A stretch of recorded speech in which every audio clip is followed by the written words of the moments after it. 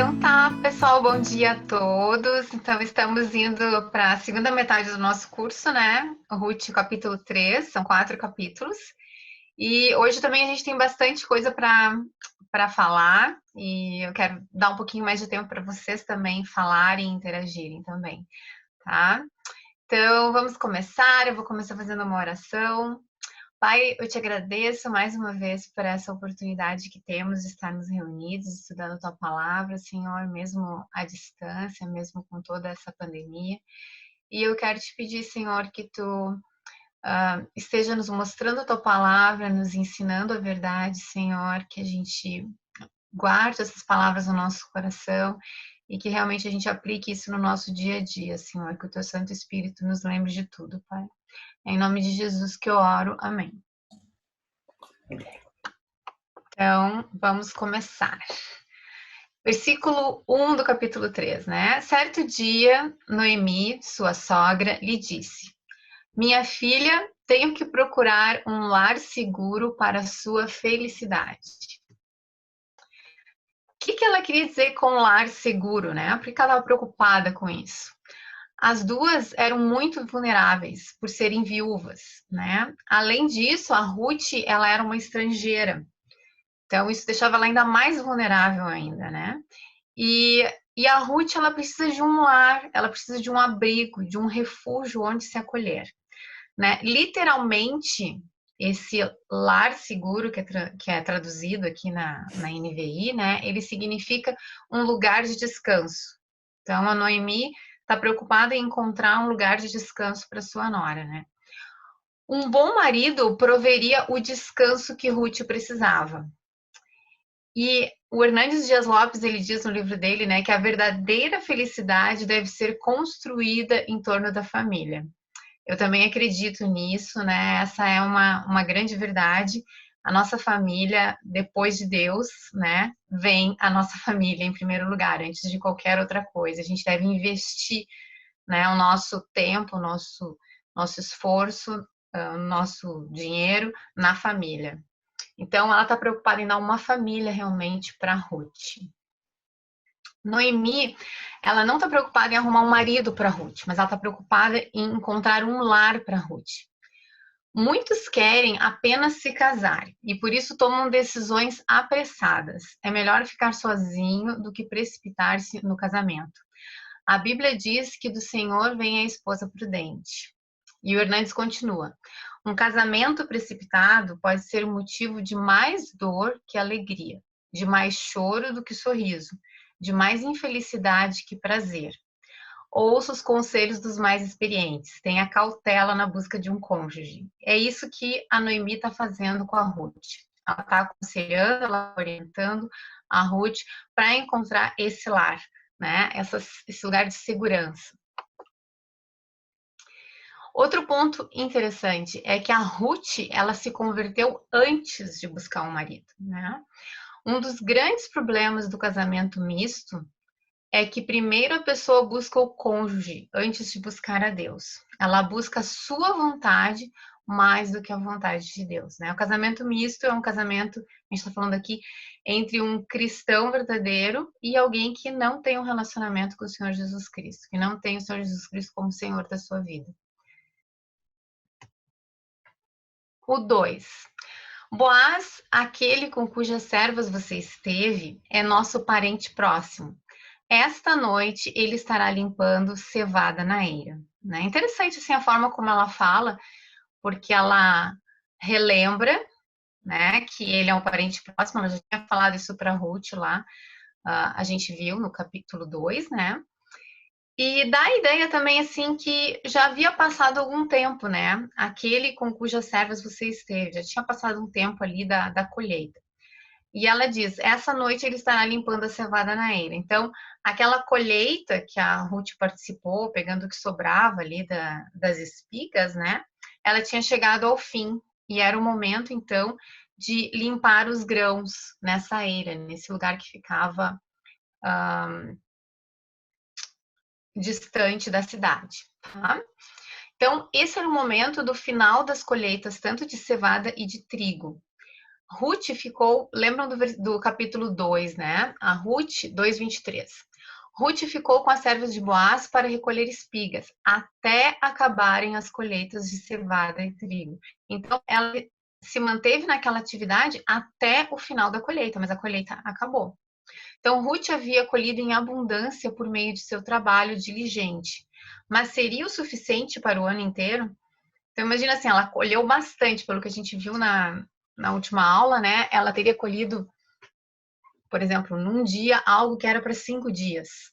Então, ela colheu bastante, tinha bastante mantimento, mas isso será que duraria o ano todo para elas, né? Depois dessa grande colheita de cevada e de trigo, só vinha a colheita das uvas mais adiante, né? Mas isso tinha que servir de mantimento para elas. Outro detalhe, a Noemi, ela indica que o próprio Boaz limpa a cevada, né? Não está escrito que Boaz semeou ou colheu, né? Em nenhum momento ali que a gente viu sempre aparece os servos dele colhendo, né? O trigo. Ele não está envolvido, ele está gerenciando ali, cuidando do que está acontecendo. Mas agora ele próprio limpa a cevada. Então o Boaz ele está envolvido nessa etapa final ali do trabalho, né? Todo da agricultura, que era separar os grãos. Os grãos era como se fosse dinheiro, né? Era o que era muito dinheiro que tinha ali, porque era todo o trabalho deles de ter plantado, colhido, né? Limpado e agora eles estavam então limpando essa última parte, essa palha que ficava ainda um pouquinho junto com os grãos. E daí a Noemi recomenda a Ruth: lave-se, perfume-se, vista sua melhor roupa e desça para a eira, mas não deixe que ele perceba você até que tenha comido e bebido. Então, ela orienta a nora a se preparar para esse encontro, né? Dá claramente as instruções ali, 3 instruções. E é importante a gente perceber que essas 3 instruções, elas estão bem relacionadas com a forma como a Bíblia apresenta que uma noiva deve se preparar para o seu marido, tá? Então, Ruth se apresenta para o Boaz como uma noiva. E a gente tem esse texto de Ezequiel 16, 9 e 10, tá? Que é um texto onde Deus se conversa com Israel e ele trata Israel como mulher. Ele conta toda a história de Israel e nessa parte, nos versículos 9 e 10, mostra como Deus prepara Israel para se casar com ela, tá? Então Deus diz assim: eu lhe dei banho com água e ao lavá-la limpei o seu sangue e a perfumei. Então Deus está preparando Israel, está chamando ela de mulher, e ele está preparando para se casar com ela. Ele diz: primeiro eu te dei um banho, eu te limpei, eu te lavei. Depois eu te perfumei, né? Que seria o ungir com óleo, né? Pus-lhe um vestido bordado e sandálias de couro. Eu a vesti de linho fino e a cobri com roupas caras. Então aqui a gente vê claramente como uma noiva, como Deus preparou a sua noiva. E é esse o conselho que a Noemi dá para Ruth, né? É o mesmo conselho. Toma banho, te perfuma e te veste, né? Para te preparar para o encontro com teu noivo. Chega lá como uma noiva. Outro ponto que o Hernandes destaca aqui é que a Ruth, aqui aparece um momento onde a gente vê que a Ruth está cuidando também da sua beleza exterior, né? Não apenas da beleza interior. A gente sabe que ela é uma linda mulher pelo seu caráter. Tudo isso a gente já percebeu na história dela. Mas aqui a gente percebe o cuidado dela com a sua aparência, né? Então, Ruth procura um marido, um lar feliz, mas ela se prepara para isso. Ela se cuida, ela cuida da sua aparência. O homem é despertado pelo olhar. Os homens gostam de olhar e as mulheres gostam de ser olhadas. Então, esse é um conselho, né, do Hernandes Dias Lopes para as mulheres. Ruth 3:4. Quando ele for dormir, note bem o lugar em que ele se deitar. Então vá, descubra os pés dele e deite-se. Ele lhe dirá o que fazer. Então, aqui a gente tem a necessidade de a Noemi, ela está preocupada em tomar uma atitude, em estabelecer uma estratégia, tá? Não havia um homem para intermediar a negociação matrimonial. A gente sabe que o Boaz, ele era o resgatador, o Goel, como a gente já tinha falado antes. Mas não tinha nenhum homem na família para intermediar essa negociação, né? Como seria o esperado. Então, ela precisava arrumar uma forma de abordar o Boaz sozinho, fazer essa sugestão de uma forma discreta e evitar o constrangimento caso ele não aceitasse a proposta de casamento. Então, a Noemi, ela pensa numa estratégia que muitos comentaristas dizem que é bem arriscada, né? Certamente Noemi contava com o caráter de Boaz para não fazer nada inapropriado, porque afinal de contas ela está mandando a nora dela, né, de banho tomado, perfumada, com uma boa aparência, para se encontrar com um homem de noite, sozinho, né, num local distante. Então, certamente é algo arriscado, mas Noemi, ela com certeza confiava e conhecia o caráter de Boaz, tá? As instruções que Noemi deu a Ruth foram extremamente ambíguas. No original hebraico, ainda mais, no sentido de que praticamente cada palavra no versículo 4 se presta a mais de uma interpretação. Então, essa é a opinião desse comentarista, que está nesse livro aqui, tá? Do Emílio, certo? E também tem outros autores que eu li que falam a mesma coisa, dizem assim que no hebraico essas palavras, a forma como como Noemi deu o conselho para Ruth, era um conselho meio estranho, meio difícil de entender, porque do que a Ruth, do que a Noemi realmente estava falando, né? Estava falando dela propor um casamento, claramente, ou estava falando dela se insinuar para o Boaz, né? Eu, particularmente, creio que ela estava indicando para Ruth ser clara e propor um casamento para Boaz, né? Mas tem alguns autores que acreditam que pode ter sido um pouco diferente. A Ruth se arrisca, porque ela poderá sentir a terrível vergonha da rejeição. Imagina só, né? Ela está indo lá para propor casamento para um homem. Existe uma diferença de idade entre eles, que a gente sabe que é grande, tá? Existe uma diferença de posição social, então ele é muito mais poderoso, rico, influente do que ela. Ela é uma pobre viúva estrangeira. Existe uma diferença de cultura, né? Ela é moabita, ele é judeu. E existe uma diferença de gênero. Ela ainda é mulher, e a gente sabe que não é a mulher que faz o pedido de casamento, né? Ainda mais naquela época. Então, é uma situação bem arriscada, mas que ela aceita. Ruth respondeu: farei tudo o que você está me dizendo. Então, ela desceu para a eira e fez tudo o que essa sogra tinha lhe recomendado. Aqui a gente percebe claramente a confiança que Ruth tem em Noemi, né? Ela realmente conhece Noemi, ela confia em Noemi e ela segue as instruções de Noemi, mesmo que isso seja desconfortável para ela, tá? Quando Boaz terminou de comer e beber, ficou alegre e foi deitar-se perto do monte de grãos. Ruth aproximou-se sem ser notada, descobriu os pés dele e deitou-se. Os versículos eles são bastante sucintos, né? Porque a gente pode tirar muita coisa desse versículo aqui. Porque certamente Boaz não estava sozinho, tinha outras pessoas, né? Fazendo, junto com seu servo, fazendo a limpeza dos grãos também, né? E provavelmente havia alguma festa, né? Alguma celebração, porque era o tempo da colheita. E ele tomou vinho, né? Então ele estava sob o efeito do vinho, não diz que ele estava embriagado, mas diz que ele estava alegre, né? E ele foi se deitar perto do monte de grãos.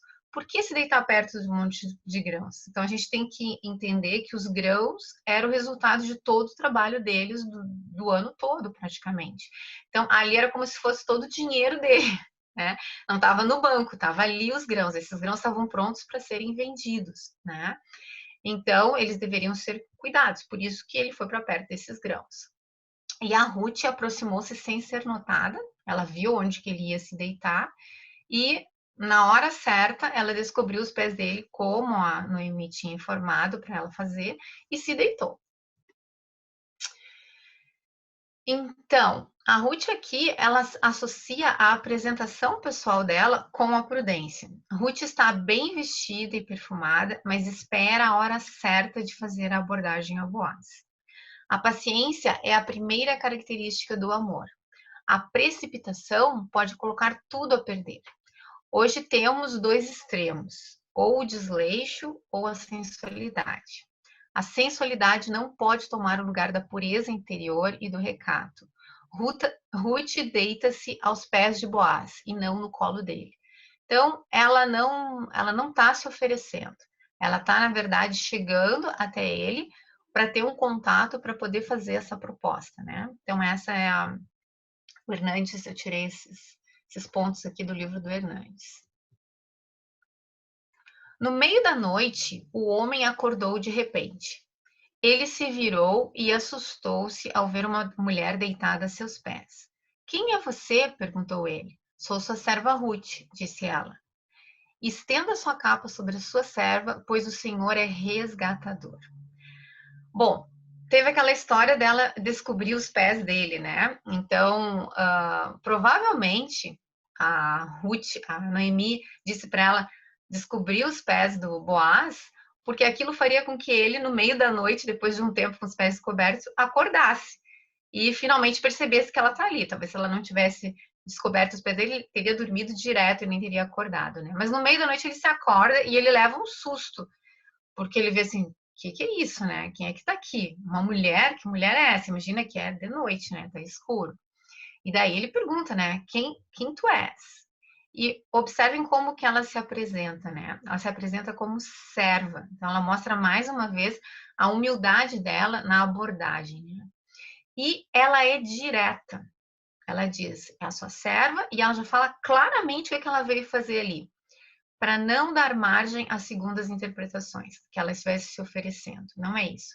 Ela está ali para fazer uma proposta de casamento. Então ela usa esse termo: estenda a sua capa sobre a sua serva, pois o Senhor é resgatador. Vamos ver o significado do estenda a sua capa. Esse estenda a sua capa, tá? De novo, a gente pode voltar lá para Ezequiel 16, no versículo 8, né? Deus está falando com Israel, como é que ele diz para Israel? Ele diz assim: mais tarde, quando passei de novo por perto, olhei para você e vi que já tinha idade suficiente para amar. Então, estendi a minha capa sobre você e cobri a sua nudez. Fiz um juramento e estabeleci uma aliança com você. Palavra do soberano Senhor, e você se tornou minha. Então, aqui é Deus falando com Israel e dizendo que na época certa, de que Israel já era uma moça, ele se casou com Israel. E a forma como ele fez isso foi estendendo a capa. Então, essa expressão, né, estendi a minha capa sobre você, significa proposta de casamento. Mas vejam que aqui é Deus que faz com Israel. E ali Ruth está numa situação onde ela tem que fazer isso com Boaz. Tá? Então, ela pede para ele estender a capa sobre ela. Ela pede ele em casamento, literalmente. E essa expressão estenda a sua capa também significa estenda a sua asa, né? O John Piper, ele vê o seguinte, ele vê um detalhe interessante na história. Ele vê que quando Boaz usa a expressão buscar abrigo debaixo das asas do Senhor, no capítulo 2, né? A gente viu na semana passada Boaz assim, que tu seja abençoada porque tu veio buscar abrigo embaixo das asas do Senhor, né? Que ali ele já poderia estar se mostrando disponível para Ruth, interessado em ter um relacionamento de casamento com ela, tá? De uma forma que ele não se arriscasse muito, porque ele usa o mesmo termo, né? Debaixo das asas do Senhor, tá? E ela chegou no campo dele. Então, o John Piper fala o seguinte: não é fácil para um homem mais velho expressar seu amor por uma jovem. Seria duplamente humilhante se ela o recusasse, tanto por ele ser homem, quanto por ele ter presumido que uma mulher mais jovem estivesse interessada nele. Boaz o fez com atos de bondade e sutis palavras de admiração. Então, essa é a opinião do Piper a respeito dessa passagem, tá? Ele acredita que houve sim um interesse de Boaz, né, desde o início. Ele sabia que ele era resgatador, mas ele não queria se arriscar. Então, ele usou essa expressão com ela, e é interessante que ela, nesse momento que vem e propõe o casamento, ela usa a mesma expressão, exatamente as mesmas palavras. Só que, gente, tem um detalhe importante nessa história. A Ruth aqui, ela age um pouco diferente do que Noemi sugeriu. Porque a Ruth imediatamente explicou para Boaz o que ela queria. Ela não deixou espaço para más interpretações, nem para que Boaz ditasse o rumo da conversa. Né? Ela não queria uma noite de fogo apaixonado sem compromisso real. Ela queria um casamento. Então, o que a gente percebe aqui? Que a Noemi, ela deixou em aberto, né? Ela diz assim, tu descobre os pés, tu te deita ali e tu deixa que ele vai conduzir as coisas. Mas no momento que ele acorda, ela já se identifica, né? Como serva, com humildade, e diretamente ela já propõe o casamento, já pede ele em casamento. Então, ela age um pouco diferente, ela não deixa tão aberto assim como Noemi sugeriu. E ela diz para Boaz, pois o Senhor é resgatador. Então, ela relembra ele, né, digamos assim, da responsabilidade que ele teria com elas, né, de resgatá-las. Então, na verdade, o que significa ser o resgatador? Significa praticamente o seguinte, compre de volta as terras de Elimeleque e dê para Noemi. Lembram que Elimeleque, ele certamente vendeu todas as suas terras quando ele foi para Moabe, tá? Então, Noemi, quando volta, ela não tem mais a propriedade das terras. Então, o resgatador teria que, em primeiro lugar, comprar essas terras de volta para que essas terras voltassem para a família de Elimeleque.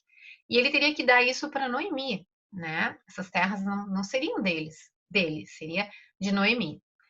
E o que ela está propondo, além disso, é case comigo e me dê um filho, que será de Malom. Né? Aquela lei do levirato, né? Que a princípio seria um irmão que deveria casar com a viúva, né? Para suceder uma descendência. Mas aqui ela pede que ele seja tanto o resgatador, né? Quanto o levir, como a gente chama, né? Que ele dê para ela um filho. E esse filho, ele vai ser descendente de Malom e não dele próprio. Tá? É assim que conta na lei. Então, a Ruth, ela é ousada em sua abordagem, mas recatada em gestos. Ela não espera o milagre de um casamento sentada em casa. Ela vai na direção de Boaz. Ela caminha na direção da realização do seu sonho. Ela não fica passiva, de braços cruzados, esperando algo acontecer. Ela toma a iniciativa. Ela não seduz Boaz com seus dotes físicos, mas conquista seu coração pelas suas virtudes morais. Né? Então, de novo, a gente vê em Ruth uma mulher de atitude, uma mulher de ação, mas ao mesmo tempo prudente e que escuta os conselhos dos mais velhos, no caso da sogra dela, né? Ela é como se fosse uma discípula da sua sogra, ela segue as orientações dela e não fica parada em casa esperando de braços cruzados um milagre acontecer. Ela faz a parte dela. Então, isso é o Hernandes Dias Lopes que traz para nós. Versículo 10. Boaz lhe respondeu: o Senhor a abençoe, minha filha. Este seu gesto de bondade é ainda maior do que o primeiro, pois você poderia ter ido atrás dos mais jovens, ricos ou pobres. Gente, cada versículo da Bíblia é cheio de informação, né? Por isso que a gente precisa ler a Bíblia com muito cuidado, com muita atenção. Olha a quantidade de coisa que tem aqui, né? Boaz primeiro reconhece a atitude virtuosa dela, chama ela de minha filha novamente, né? Demonstrando aí a diferença de idade entre eles.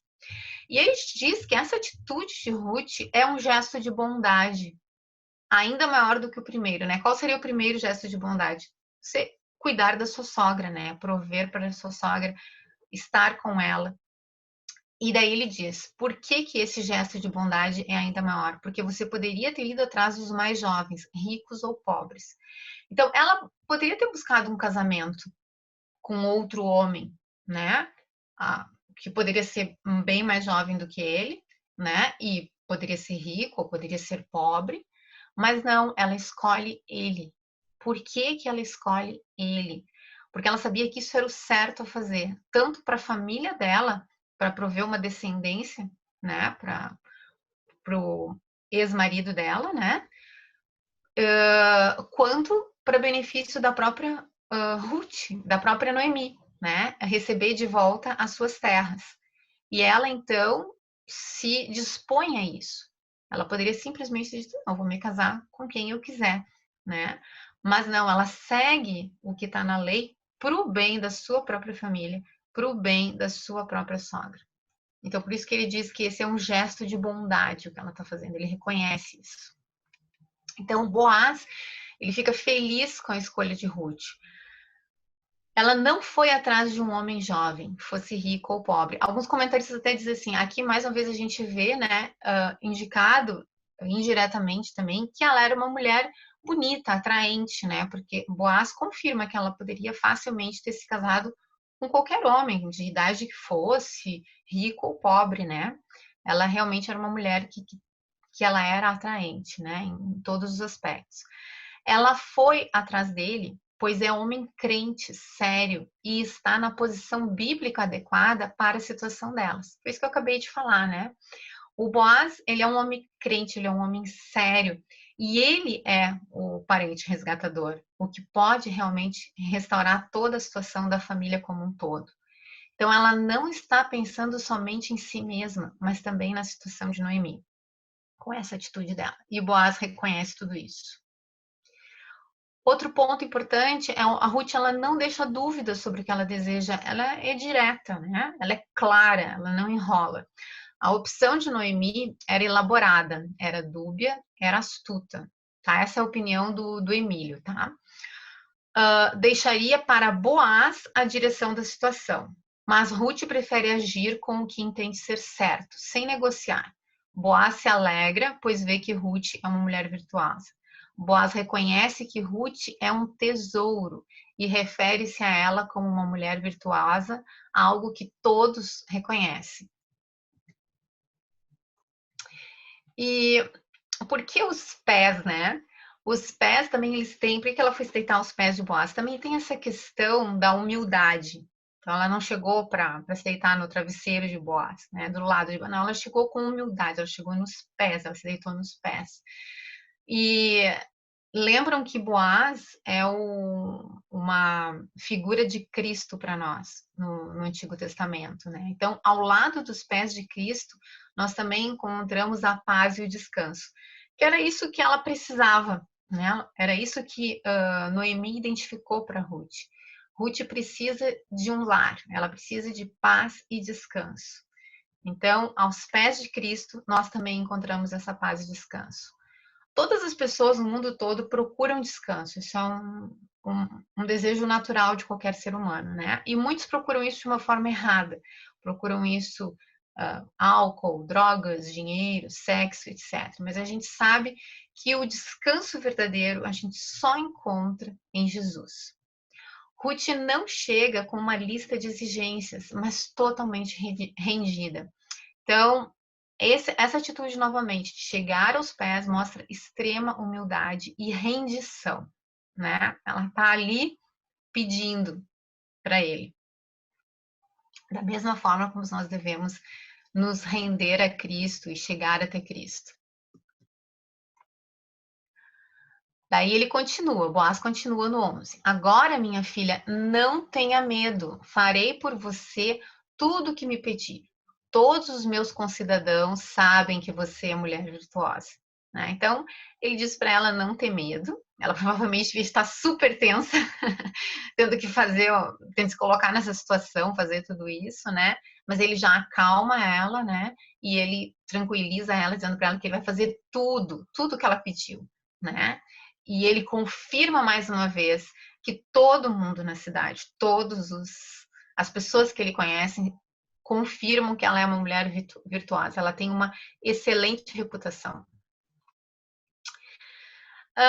Essas observações aqui eu trouxe de uma pregação, mais de uma pregação, na verdade, do Meno Kalischer, tá? Aquele pastor que eu falei para vocês, que já teve na nossa igreja, que é chamada sempre trazer ele para os congressos, ele é judeu messiânico, tá?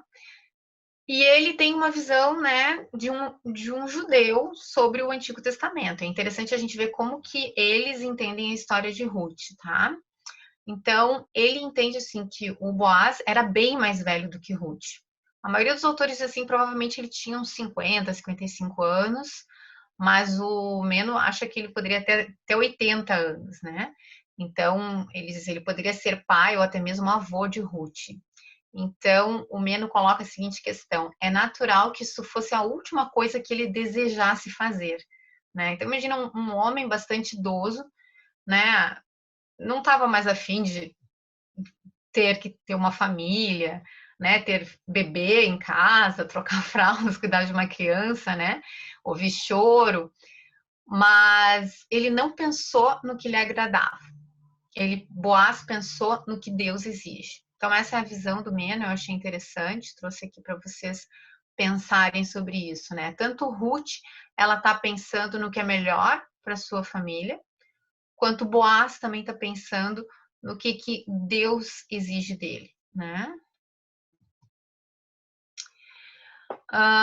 Outro detalhe que ele traz, o Meno, é que a Ruth é uma viúva moabita, tá?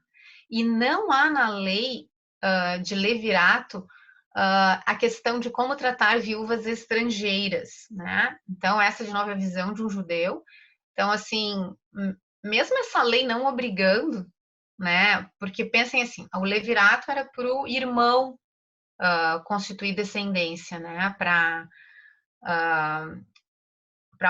sua cunhada que perdeu o marido, tá? No caso aqui nessa família não tem mais irmão, certo? Então, mesmo nesse caso, assim, Boaz não estaria, digamos assim, obrigado a, a oferecer essa descendência, tá? E além de tudo isso, ela ainda era estrangeira, então ele até poderia dizer, bah, mas isso não se enquadra na lei, né? Por que então que Boaz ele se sujeita a tudo isso e ele se coloca nessa situação de ser o resgatador, né? E de se comprometer em dar descendência para a família de Elimelec? Porque esse é o espírito da lei, né? Os fariseus ficavam se preocupando, isso está na lei, isso não está, eu vou até aqui e ponto final. Mas, na verdade, o espírito da lei é o princípio. Então, esse é o princípio que Boaz está seguindo. São duas mulheres em necessidade que precisam, né? E o nome dessa família vai se perder. Isso é um valor muito grande em Israel. Eu sou aquele que posso fazer isso, então eu vou fazer. Tá? Essa é a visão aí do Menos sobre Boaz. O Hernandes também coloca esse destaque, né, que a Ruth era uma mulher de bom testemunho em toda a cidade. Então, Ruth foi uma mulher que impactou a cidade não pela sua beleza, mas pelas suas virtudes. Todo mundo conhecia a Ruth pelas coisas que ela fazia, né, pelo seu caráter. A sua beleza interior era mais esplêndida do que a sua beleza exterior. O maior patrimônio que possuímos é o nosso nome, o nosso caráter. E continua ali. Deixa eu ver que horas são aqui.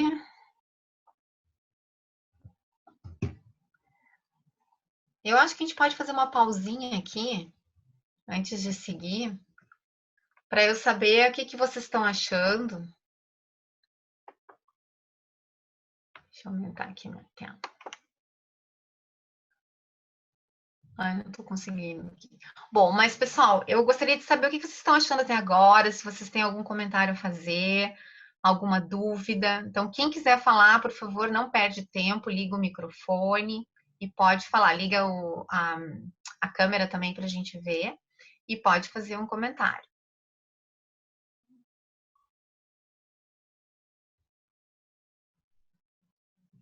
Vocês estão aí? Eu não estou vendo todo mundo. Para mim, Nenhum? sempre o que me chama muito a atenção nessa parte é a questão dela fazer a proposta de casamento, dela se chegar perto dele, né? Isso sempre eu já li várias coisas tão diferentes a respeito disso, que isso me incomoda um pouco, né, em relação a isso. Eu sei que ela é uma mulher de atitude, assim como a mulher de Provérbios 31, mas não é o que a gente aprende em relação à atitude de mulher de pedir em casamento, né? Ah, sim. Não, não. É um caso Ela foi excepcional. sutil, né? Ela foi sutil no que ela falou e tudo mais. Ela não foi assim. Ela não botou a faca no peito dele e disse casa comigo, né? Mas, Não. mas deu para entender, né? Dentro da cultura deles ali, né? Mas Sim, sim. para mim é bem difícil essa parte assim de entender tudo que aconteceu ali. Até porque já ouvi tanta coisa diferente sobre isso. Sim. Ele fala o seguinte, ele é bem direto, ele diz assim, na verdade, todos os comentaristas que eu li, que eu vi, ele é o único que aborda essa questão, tá? Ele diz assim, se Deus, mulheres, né? Se Deus falar para você claramente que esse homem deve ser o seu marido, e ele não tomar nenhuma atitude, vai lá e fala com ele. É isso que o Meno diz claramente, né? E ele diz assim, e homens, se vocês não se uma mulher de Deus chegar para vocês e falar isso, não sejam covardes. Então, esse é o conselho do Meno, né? Ele é muito engraçado, mas ele fala isso, que realmente é uma situação inusitada. Ele é o único homem na Bíblia que diz que aceita um pedido de casamento, né? Não, isso não é o normal, certo? E daí o Meno faz essa observação que eu achei muito interessante, achei engraçado. Mais algum comentário, alguma pergunta? Eu queria comentar, Lu, bom dia. Bom dia. Assim, ó, eu achei interessante ali a atitude dela, né? Que me chamou a atenção dessa forma, assim, ó, que não só nessa questão de casamento, mas em outras questões, né? Como a gente deve se aconselhar com uma pessoa mais velha e essa pessoa, como ela confiou naquele Deus que ela conheceu em Noemi. Então, vi assim que ela confiava em Noemi por ela ser do Deus que ela conheceu em Noemi, né? Através de Noemi. Então, ela, nas nossas atitudes, buscar conselho de pessoas realmente piedosas ou crentes ou que conhecem a Bíblia para nos orientar de alguma forma, né? Corretamente, a gente se sentir descansada no Senhor, né? Então, isso que me chamou a atenção nesse versículos ali do 8, né? 7, agora me perdi aqui. Sim, eu Mas, também não lembro. Mas é isso aí, Silvia. Excelente aplicação tu fizeste, é exatamente isso, né? Lembram que Ruth, ela conhece Noemi há no mínimo 10 anos, provavelmente. Então, ela já tem uma história de vida, ela conhece Noemi, ela sabe quem é Noemi, ela sabe que pode confiar na Noemi, né? Ela reconhece que Noemi é uma mulher sábia. Ela reconhece isso, tanto que ela decide seguir Noemi até a morte, né? Então, Noemi era alguém muito especial para ela, né? Ela tomou Noemi como mãe, né? Como mentora. Então, certamente ela reconhecia tudo isso em Noemi e ela obedece a Noemi, sim. Ela segue, mesmo sendo desconfortável para ela. E isso é muito importante, né? A gente ter pessoas na nossa vida com mais sabedoria, com mais experiência, né? Que possam nos orientar. Outra coisa é, Noemi conhecia toda a cultura deles, né? Ela era estrangeira, ela não conhecia. Mas Noemi conhecia e ela confiou nessa orientação que Noemi traz para ela. sim, é aquela segurança que a gente sente aos pés de Cristo, então, né? Não, vou fazer aquilo que aquela pessoa me orientou, baseado no que está escrito biblicamente, né? Nos dias de hoje, né? E vou descansar mesmo, às vezes a gente agindo com insegurança, mas será que vai dar certo? Não, mas eu vou confiar que Deus vai prover, que Deus vai me, né? Aquela pessoa está baseada na escritura, então vou fazer o que ela disse, né? Eu acho interessante isso. Dá para fazer essa aplicação, porque na verdade o que Noemi está se baseando é na escritura, ela está se baseando na lei de Deus, né? Do resgate, do levirato e tudo mais, e ela comunica isso para Ruth, né? Então tem uma base bíblica, né? O que ela está fazendo. Mas mesmo assim, Ruth tem a sua própria consciência e é responsável por suas decisões, né? Tanto que Ruth, como bem observado ali, né, por muitos autores, ela toma uma atitude um pouquinho diferente do que a Noemi aconselhou. Então, ela segue o conselho, mas ela vai um pouco além na questão de limitar, né? Quando ela chega e já diz direto para ele o que ela veio fazer. Ela não fica simplesmente ali olhando para ele e deixando ele no limbo, né? Que era mais ou menos o que parecia que Noemi tinha indicado para ela. Tá, obrigada. Podemos seguir, pessoal? Mais alguma dúvida? Então, vamos adiante. Versículos 12 e 13. É verdade que sou resgatador. Então, Boaz confirma, né? É verdade que sou resgatador. Mas há um outro que é parente mais próximo do que eu. Muitos acreditam que havia talvez um irmão mais velho de Boaz, né? Provavelmente esse parente mais próximo era o irmão mais velho, né? Alguns até acham que Boaz fosse irmão de Elimeleque, mas a gente não tem isso na Bíblia, tá? E daí ele diz para ela: passe a noite aqui, de manhã veremos. Se ele quiser resgatá-la, muito bem, que resgate. Se não quiser, juro pelo nome do Senhor que eu a resgatarei. Deite-se aqui até de manhã. De novo, gente, eu fico impressionada, assim, como que com poucas palavras, com poucas frases, há tanto, né, para ser pensado aqui nesses versículos, né? Então, ele sabe da sua responsabilidade, ele sabe que ele realmente pode transformar a vida dessas duas mulheres, mas ele já é um homem que também sabe que conhece muito bem a lei e sabe que tem outro que é mais próximo, e ele quer seguir a lei, né? Mesmo ele estando disposto, mesmo ele já conhecendo Ruth, já tendo afeições por Ruth, como a gente sabe que ele tem desde o início, né? Demonstrando a bondade e a admiração que ele tem por ela. Mesmo assim, ele se contém e ele diz: não, de manhã a gente vai ver isso, né? E se esse outro quiser te resgatar, tudo bem, que resgate. Ou seja, ele entende isso como vontade de Deus, né? Eu quero, eu te conheço, eu quero me casar contigo, eu quero fazer isso, mas existe o direito de outro antes de mim. Se esse outro assumir esse direito, eu vou entender que tu não era para mim, né?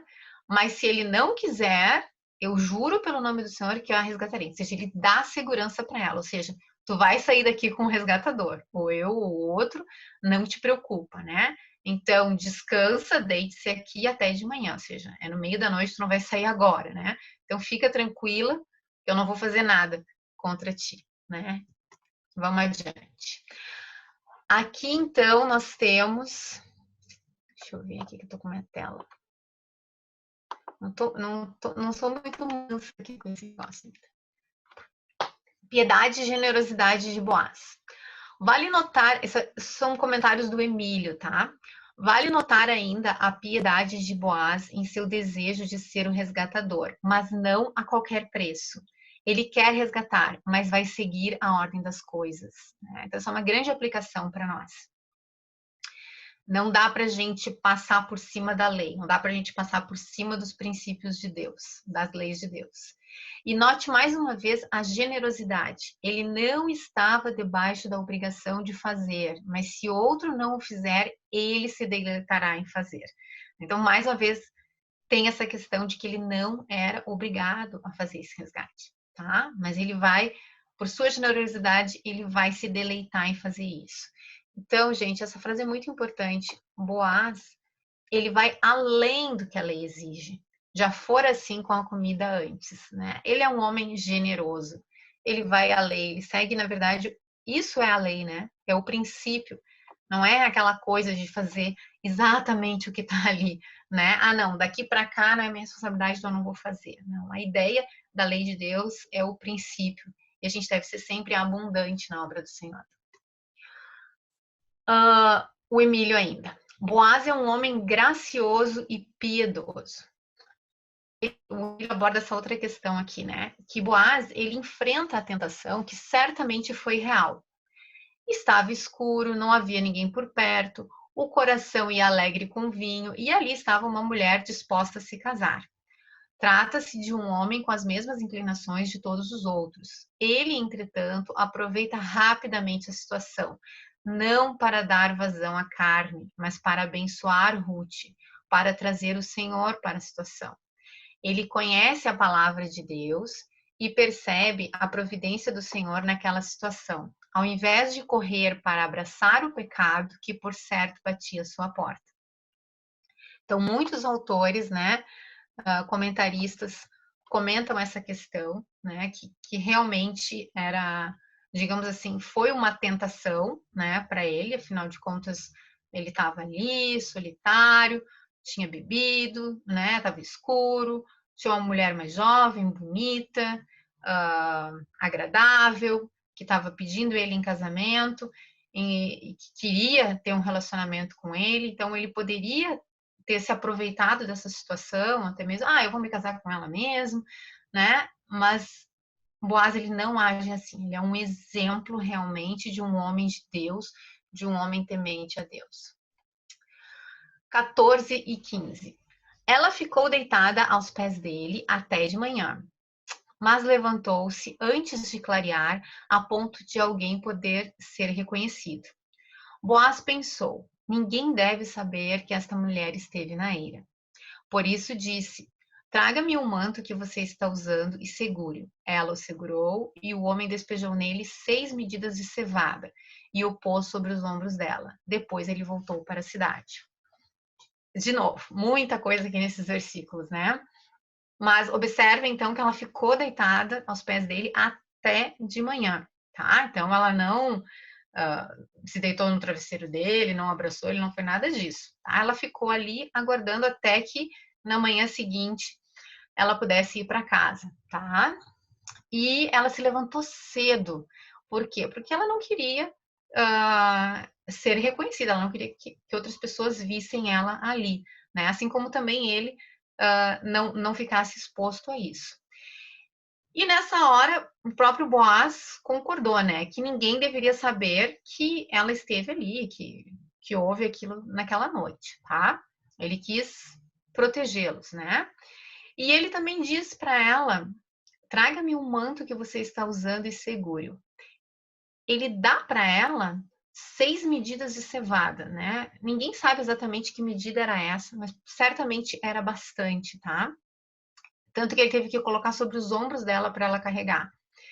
E depois disso, então, ele voltou para a cidade. Mais uma vez, ele nunca deixa, toda vez que Ruth se encontra com Boaz, ele nunca deixa a Ruth voltar para casa de mãos vazias. Ele sempre é generoso e ele é abundante na sua generosidade. Ele se preocupa com ela e com os dois. Ruth e Boaz, eles são puros no seu agir. É importante observar que Boaz e Ruth só se relacionaram sexualmente depois do casamento público. Isso está de acordo com o princípio de Deus em Gênesis, onde Deus estabelece o casamento. Sexo antes do casamento está em total desacordo com os princípios de Deus, e não foi isso que aconteceu ali, né? Alguns comentaristas colocam que a época da colheita era uma época de promiscuidade para os cananeus e que isso afetou os judeus, né? Como um todo, ainda mais que eles estavam na época dos juízes, que eles estavam muito afastados de Deus e que os homens na época da colheita se embriagavam, contratavam prostitutas. Então, tem muitos comentaristas que falam sobre isso, né? Certamente isso é verdade, mas eu não creio que isso aconteceu nos campos de Boaz, porque Boaz, ele era um homem íntegro, justo, desde o início isso fica claro no texto, tá? Então, até mesmo ele estar ali naquele momento ali da limpeza dos grãos, nesse momento final, isso também alguns comentaristas colocam, que é mais um argumento, né, para a gente ver o quanto ele se preocupava com a moral, que as coisas fossem, que não houvesse esse tipo de depravação ali nos campos dele, né? Então, Esta é a ideia que está aqui, né? A gente não deve pensar que houve ali algum ato imoral, não foi isso, tá? Ela foi ali aproveitar a oportunidade de pedi-lo em casamento, de mostrar para ele que ela estava disposta, né, a ser resgatada, certo? E o Boaz, ele mostra uma preocupação com a reputação dos dois. O Boaz entende que não deveria dar ocasião para que nem sequer pensassem que eles fizeram algo errado. Então, ele quer que a Ruth saia como uma manifestação concreta de suas boas intenções. Quando ele dá aquela quantidade de cereais para ela, é como se fosse uma garantia para ela de que ele realmente vai fazer o que ele disse que iria fazer. Boaz não permite que Ruth volte para sua sogra de mãos vazias. Ele é um abençoador. Ele tem seu coração cheio de generosidade e suas mãos abertas para ofertar. 16 e 17. Quando Ruth voltou à sua sogra, esta lhe perguntou: Como foi, minha filha? Ruth lhe contou tudo o que Boaz lhe tinha feito e acrescentou: Ele me deu essas 6 medidas de cevada, dizendo: Não volte para sua sogra de mãos vazias. O Meno, ele disse que, na verdade, essa pergunta no hebraico, né? Como foi, minha filha? É mais ou menos assim: Quem é você, minha filha? É como se Ruth ficasse surpresa e não reconhecesse Ruth. É como se Noemi ficasse surpresa e não reconhecesse Ruth quando Ruth chega na casa, porque ela chega com muitos mantimentos, né? Então, é uma expressão do tipo assim, quem é você? Você se casou com Boaz? Agora você é a senhora Boaz? Né? É mais ou menos nesse sentido que significa no hebraico, que o Meno comenta, tá? Então, quando ela faz essa pergunta, na verdade, o que Noemi entende? Ela entende que as coisas se desenrolaram muito bem, né? Então, a pergunta que está por trás é essa: como é que foi? Tu já te casou com Boaz, né? E, ao mesmo tempo, mostra que Noemi está chocada. Então, Deus respondeu, porque Noemi tinha sido bastante dúbia e tinha indicado as coisas para Ruth, mas ela não tinha certeza, né? Mas ela estava contando que Deus abençoasse elas através de Boaz, né? Então ela fica chocada quando ela vê que realmente Deus respondeu, né, a oração, o desejo dela de ter esse resgatador na família. 18. Disse então Noemi: Agora espere, minha filha, até saber o que acontecerá. Sem dúvida, aquele homem não descansará enquanto não resolver esta questão hoje mesmo, né? É muito interessante o que a Noemi diz aqui para Ruth, e eu quero lembrar vocês de quando Boaz, a Ruth faz a proposta para Boaz e Boaz diz para ela, né, que na manhã seguinte ele ia dar encaminhamento para aquilo, né? Então ele é um cara decidido, ele não deixa as coisas para depois, e aquilo era importante para ele e ele vai fazer aquilo o mais rápido possível. E aqui a Noemi confirma isso, né, dizendo que sem dúvida aquele homem não descansará enquanto não resolver essa questão hoje mesmo. É interessante também o termo descansará, porque o que ela está buscando para Ruth, o que Noemi busca para Ruth é descanso. E a Ruth até agora trabalhou e fez tudo que estava ao alcance dela. Esse momento agora é o momento da Ruth descansar. Então ela diz para Ruth: agora espere. E daí ela diz que quem vai trabalhar agora, quem não vai descansar agora é ele, né? Então, da mesma forma, a gente também pode aplicar isso para as nossas vidas com Cristo, né? Quando a gente busca o Senhor, se coloca aos pés do Senhor e entrega, né, os nossos anseios, as nossas dúvidas, as nossas questões, os nossos problemas para Jesus, Ele vai trabalhar por nós. A gente pode descansar. Ele vai resolver as coisas para nós. E Noemi se alegra, ela se alegra muito com essa expressão, né? Ela sabe que agora Boaz vai agir. E um resgatador que está disposto, como ele está disposto, não pode ser detido. Ele vai até o fim, tá? Então o texto nos mostra um homem pronto para resolver o problema e conseguir tudo o que puder para aquela a quem o seu coração pede. Outro detalhe muito interessante é a questão do Provérbios 31, né? A gente já falei para vocês na semana passada, quando estava falando sobre Boaz, eu até brinquei, disse assim, né? O Boaz é como, esse capítulo aqui é como se estivesse escrevendo o Provérbios 31 dos homens, né? Porque o Boaz também é o exemplo do homem ideal, né? E a Ruth é obviamente, o exemplo da mulher virtuosa, né? Não há nada contra ela, né? Ela só tem qualidades, né? Então, tem muitos comentaristas que acreditam que o Provérbios 31 foi escrito inspirado na história de Ruth e Boaz. E é interessante notar que, assim, ó, existem organizações da Bíblia hebraica de forma diferente da nossa Bíblia, tá? Do Antigo Testamento. E em algumas organizações da Bíblia hebraica, o livro de Provérbios, ele vem logo antes do livro de Ruth.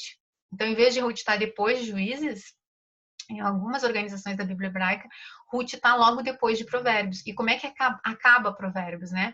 Com Provérbios 31, dizendo, mulher virtuosa, quem a achará? E daí parece que vem a resposta logo depois, é a Ruth, tá? Essa é uma observação que eu achei bem interessante trazer para vocês. E nunca devemos deixar o lugar das promessas de Deus. Esse é um destaque que o Meno Kalischer faz no final da pregação dele, né? Lembram que Noemi deixou o lugar das promessas de Deus, né? Ela saiu de Belém, ela foi para Moabe, ela buscou outras coisas. Mas quando ela voltou para o lugar das promessas de Deus, ela encontrou a bênção de Deus, o descanso de Deus e um redentor. Então, esse é o lugar que a gente deve estar, né? É dentro das promessas de Deus, do que Deus tem para nós, em obediência a Ele, digamos assim, né? E não em outro local. Eu coloquei duas outras fontes que eu consultei, tá? Além desses livros que eu já mostrei para vocês, que é esse site Got Questions, eu achei ele muito bom. E esse outro aqui, Bible Odyssey, tá? Que, tocando nessa questão ali da eira, né? Da sedução na eira. Então, só para vocês terem mais algumas opções de estudo aí para vocês, certo, pessoal?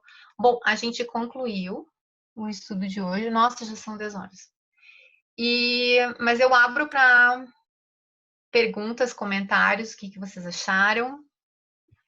O Beto disse que a gente pode ficar quantas horas quiser. Não é quantas horas. A sala fica mais 23 horas. Ah, tá. Eu acho interessante tudo o padrão de Deus, né? E como com o passar dos anos a gente vai deixando escapar as coisas, né? A preocupação dele com a reputação tanto dele quanto dela, como se desenrolou as coisas. E daí eu fico pensando também da prudência, né? De cuidar da vida deles. E do exemplo também que a gente tem, como a gente ensinar os nossos filhos disso tudo, porque a gente vive num momento completamente diferente, né?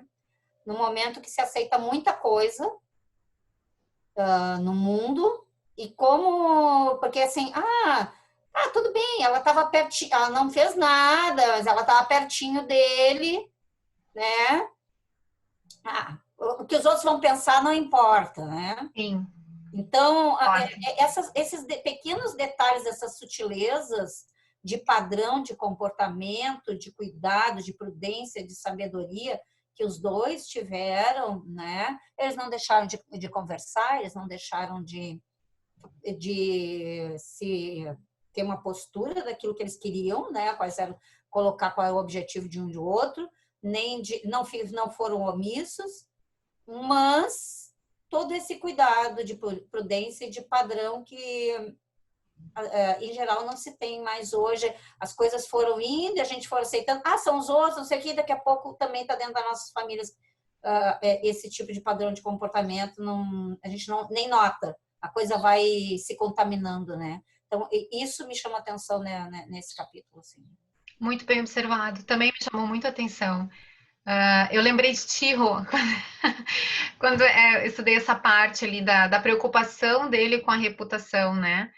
Porque às vezes, na nossa cultura hoje, às vezes a gente não se preocupa tanto com a reputação. A gente pensa assim, que é azar da pessoa se quiser pensar mal, né? E tudo mais, não tô nem aí. Mas não é assim, né? A gente deve se preocupar, sim, né? Com o nosso nome, com a nossa reputação, ainda mais quando nós somos realmente aquilo que somos, né? Então a gente deve tomar sempre todas as preocupações, as precauções para deixar as coisas claras, né? Para todos, né? A gente deve parecer o que a gente realmente é, né? Então não deve deixar margem para dúvidas, né? Realmente, essa é uma grande lição.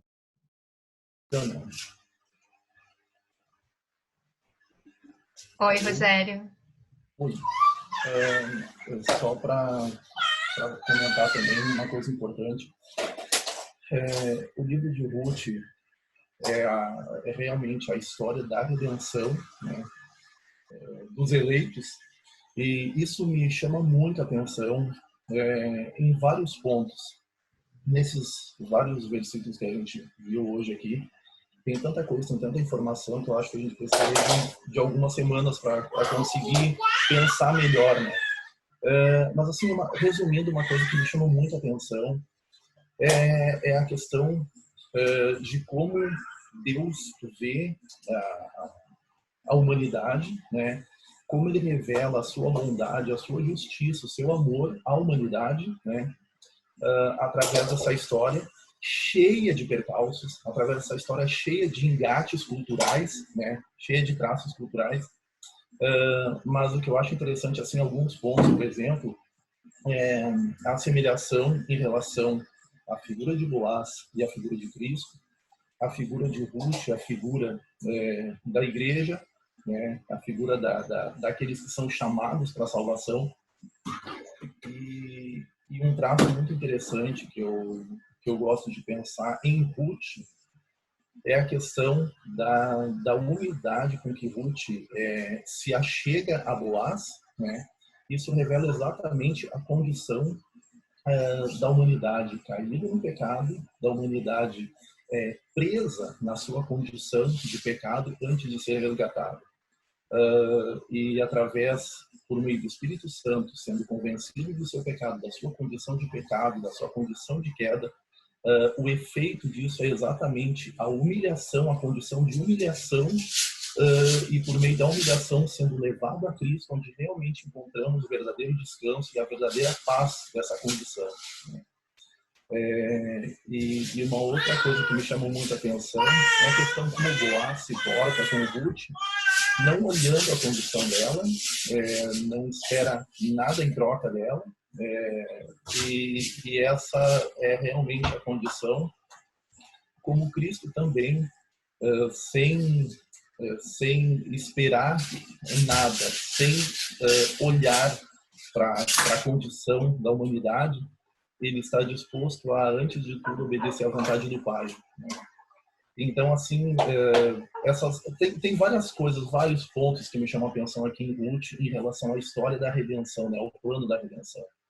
E uma outra coisa que me chamou muita atenção também nesses versos é a forma como tu falou ali que Boaz, na condição de homem, não cedeu a possibilidade qualquer de fazer algo com Ruth naquele momento, estando só eles, num momento tão privado, que pudesse contrariar aquilo que ele realmente tinha no coração, que era, antes de tudo, vindo do temor a Deus, né? Da mesma forma, a gente percebe o Senhor na condição humana também, né? Cristo em condição humana, não cedendo a nenhuma tentação, sendo tentado, mas não cedendo à tentação, porque antes ele estava voltado, o coração de Cristo estava voltado para a vontade do Pai. Então, nessa hora a gente vê realmente o lado divino de Cristo manifestando a vontade plena do Pai, né?